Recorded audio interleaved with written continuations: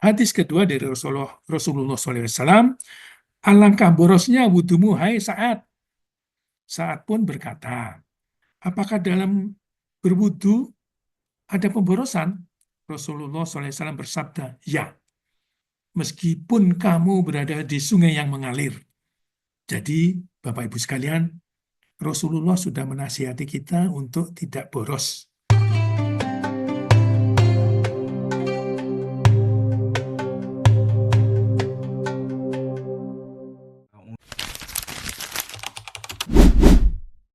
Nah, kemudian bagaimana kedudukan air dalam Islam? Air itu istimewa sekali. Singgasana Allah saja di atas air. Di dalam surat Hud, surat 11 ayat 7. Arsuhu ala ma'i. Saya ambil singkat saja. Arsnya di atas air. Arsnya di atas air. Ya, kalau kita baca semuanya, dia telah menciptakan langit dan bumi dalam 6 masa. Tadi kita sudah sebutkan, pertama ada 6 masa itu. Saya tulisin 1, 2, sampai 6. Agar dia menguji siapakah di antara kamu yang lebih baik amalnya. Ya, dan seterusnya itu ya. Jadi, ini anunya, apa namanya? Masa Allah saja, arsnya di atas air. Ya, kita kok berani-beraninya semena-mena sama air. Ya. Terus, kemudian ini alamiah tadi yang saya pakai itu. Waja'alna minal ma'i kulla syai'in hayy. Kami jadikan yang merah yang saya baca. Kami jadikan segala sesuatu yang hidup berasal dari air. Tadi saya sebutkan awal ketika 3,5 atau 3,2 miliar tahun yang lalu mulai ada air sedikit, itu sudah mulai ada kehidupan yang sangat sederhana. Ya. Jadi semuanya dari air. Semuanya dari air. Terus, dan ada beberapa hadis Rasulullah yang menarik. Kaum muslimin berserikat dalam 3 perkara, yaitu padang rumput, air, dan api. Saya coba tafsirkan padang rumput itu pertanian gitu ya, atau untuk pangan. Kemudian air, ya air itu, dan api itu energi. Jadi ini saya kira ya pemerintah sekarang itunya kan itu juga ya. Ketahanan air, ketahanan pangan, ketahanan energi. Nggak tahu, ambil dari hadis kali. Kemudian hadis kedua dari Rasulullah SAW, alangkah borosnya wudumu hai Sa'ad. Sa'ad pun berkata, apakah dalam berwudu ada pemborosan? Rasulullah SAW bersabda, ya, meskipun kamu berada di sungai yang mengalir. Jadi, Bapak Ibu sekalian, Rasulullah sudah menasihati kita untuk tidak boros. Saya sedih juga kalau lihat air dibuang-buang, terutama kalau ada pesta itu yang saya suka amati itu botol-botol, gelas-gelas plastik, itu tidak ada, jarang yang dihabiskan gitu. Selalu ada air sisa, yang sedih kalau lebih dari setengah, baru diminum sedikit, terus ditinggal.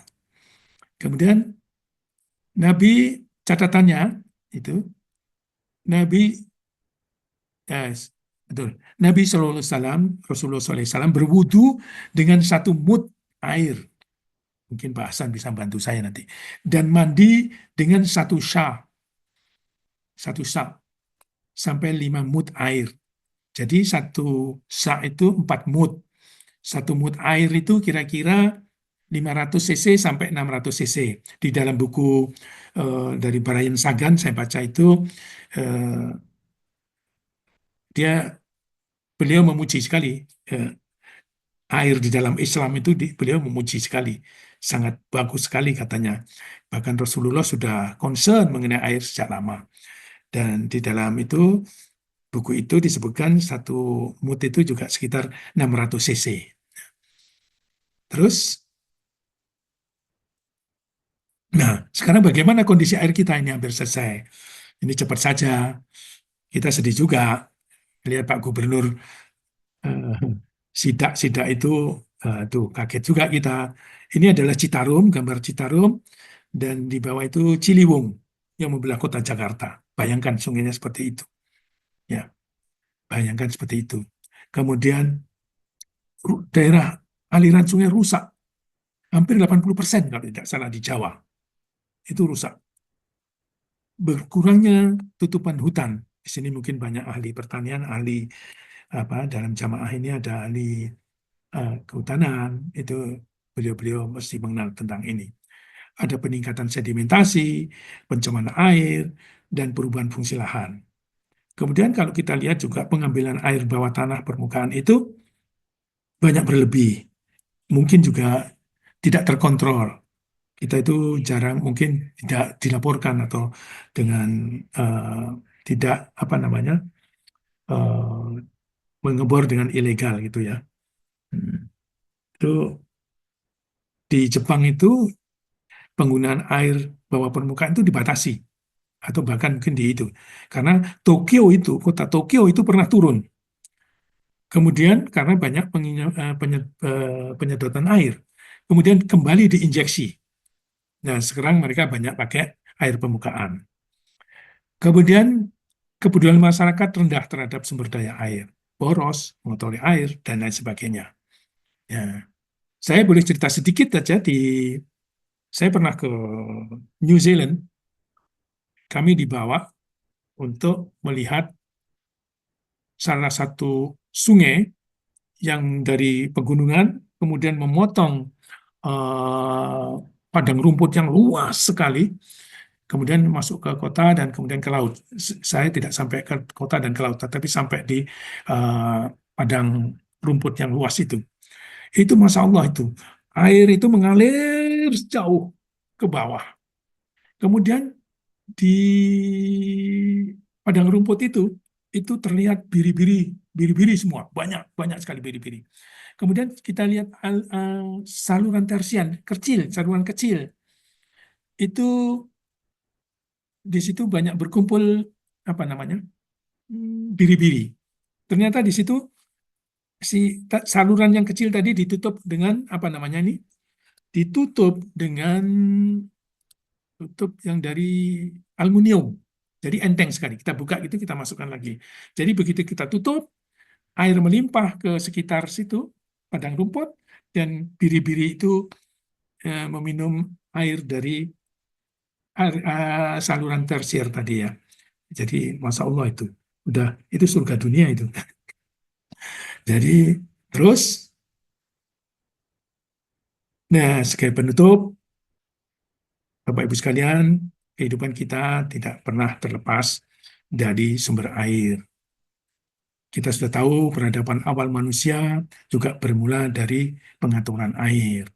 Ketika manusia masih di Afrika sana, mereka tinggal di lembah Afar, lembah yang di situ juga banyak danau, ada danau Afar, itu juga dekat-dekat dengan air. Tadi di Sangiran, di Trinil, itu juga dengan air. Kita di Bandung, itu juga dengan air, dekat danau. Meskipun sekarang udah saat apa namanya, kering ya. Jadi Islam menempatkan air pada posisi yang sangat tinggi. Paling tinggi itu ketika Allah menyebutkan ars. Allah itu ada di atas air. Itu. Jadi kita mungkin itu harus kita pegang. Kenyataannya Indonesia dengan mayoritas pemeluk agama Islam yang semestinya selaras dengan ajaran yang terkandung dalam Al-Quran dan hadis, itu mungkin belum sepenuhnya melihat air ini sebagai sesuatu yang harus kita selamatkan, kita pelihara untuk anak cucu selanjutnya. Oleh sebab itu, sudah mestinya umat Islam berada di garda paling depan dalam menjaga air dan lingkungannya. Pesantren, masjid, komunitas, majelis-majelis kajian Islam itu mestinya tidak hanya kajian-kajian itu, tetapi bagaimana kita bergerak seperti NPO, NUO dan lain sebagainya itu bergerak menjadi pionir dalam penyelamatan sumber daya air di Indonesia. Saya tidak bisa itu. Saya pernah katakan pada sekda Jawa Barat ketika itu, saya lupa tahun berapa, 2001-an ya, nggak salah. Kebetulan teman saya angkatan 72 sipil ITB yang menjadi sekda. Saya katakan pada beliau, Kang, ini nggak bisa. Kalau cuma gini-gini aja, udahlah, lupakan sudah nasib air. Tetapi harus massal. Kita harus bergerak massal untuk itu. Tidak bisa sendiri-sendiri. Pak Dedi pun, Pak Gubernur yang sekarang, tidak bisa sendirian. Kita harus ikut cawe-cawe. Ya, kita harus cawe-cawe mengatur untuk menyelamatkan air kita ini. Terima kasih. Assalamualaikum warahmatullahi wabarakatuh. Mohon maaf, ini ketika saya masih di mana Timor Leste, saya foto itu yang kering itu, tetapi di depannya ada laut yang biru sekali. Masya Allah, itu di perbatasan itu. Terima kasih. Saya mohon maaf, ini ketika saya masih di Timor Leste, kami memetakan sumber daya yang ada di Timor Leste, itu meskipun tidak memotret air, tetapi kami tahu ada beberapa sumber air yang mestinya bisa dipakai dengan cara membendung dan sebagainya itu di Timor Leste.